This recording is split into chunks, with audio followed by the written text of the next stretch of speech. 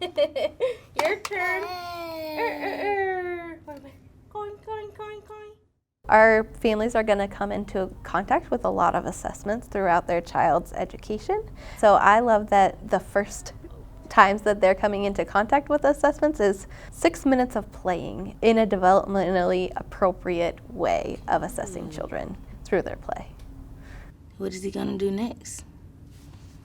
We use IGDs to show parents that they are great parents, that they are doing things in the homes to help their child in the 4 components. In ECI, that's early communication indicators, their child is talking, their child is moving. It's all because of the great work that that the parents is doing with their child. With socializations, the parent is socializing with their child every single day. With problem solving. So yes, we use this as a tool to show parents that, hey, you play with your child, and then you're taking what we're teaching you with the IGDs and you're implementing it in the homes with your child. So we visit our families once a week for 90 minutes year round, and we have a rotation of when we do our IGDs, and so we typically do the same IGD for all families on a schedule. I'll bring the toy out, and depending on what it is, like if it's the EPSI, I'll say, okay, let's remember that you can't show them how to do it and you can't tell them how to do it. You can just encourage them to play with the toy. What is that? But then with the ECI and the ESI, the socialization assessment, then it's like, okay, you both want to be sitting on the floor. You need to be facing them to encourage the language. So I really try to explain it really well beforehand, so when I'm actually scoring, it's the best that we can get at that time. I do like that they're all playing with the same toy. So one round they're all doing the barn, one round they're all doing the house. And so that does make it a common factor. So when we're looking at their scores and if there are big differences, it's not because of the toy, it's because of where they are developmentally. They always want to know how their kids are doing, and this gives them a concrete tool to really see how they're doing compared to other children in the area. They may hear from an expert that it's important to read your child, but they may not know exactly why. And when they get to experience assessments like this, they can explain to people in their lives, this is why I read to my child, or this is why we have a word wall at home, and this is why we do motor skill play, where we're not just having them run outside for no reason. We have a reason behind the way we're parenting. It gives a objective look at a 6-minute observation of how the child did that day and where that child was doing well and where are some areas that we can continue to grow. So it really takes that judgment out of it. It's just, this is where they were that day. And we can try it again another day.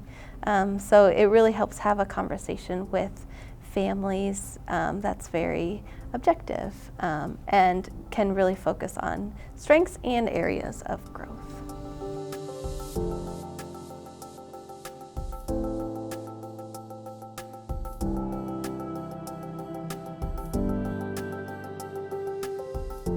One of the things that I love about IGDs is the graphs, because it provides parents a visual of where their child is per IGD. And it's really a starting point is how we pose it to the parents is, this is what we want to look at and see what you notice, and let's talk about, is this what you see at home as well? How do you feel about this data?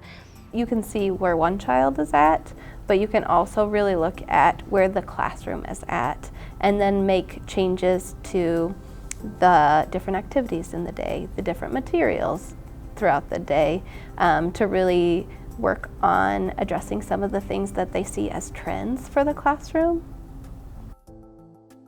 It's nice to see all of their points on one chart to show where they've improved and where they're growing. So it's been a very interesting and very useful tool so far.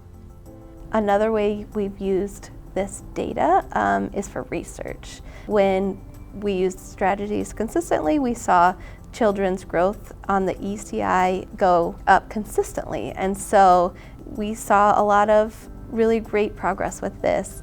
If the child is in the gray area, you can split up the graph into 4 different graphs showing gestures, vocalization, single words, multiple words on all the graphs, no matter what IGD it is.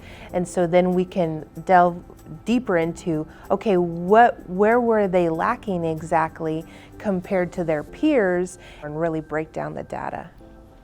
When you see children who are not developing as expected, you know, it really does give us a way of communicating with families about how their child is doing. Our parents often have had other children, and if that child is developing like their other child, you know, they might see that as normal. But this is a way for us to show, you know, this is where your child is at. This is where other children your child's age are at. At that time, we can start talking about, you know, are there other things that we can be doing with your child, that you can be doing with your child, or is it that we need some extra services for your child?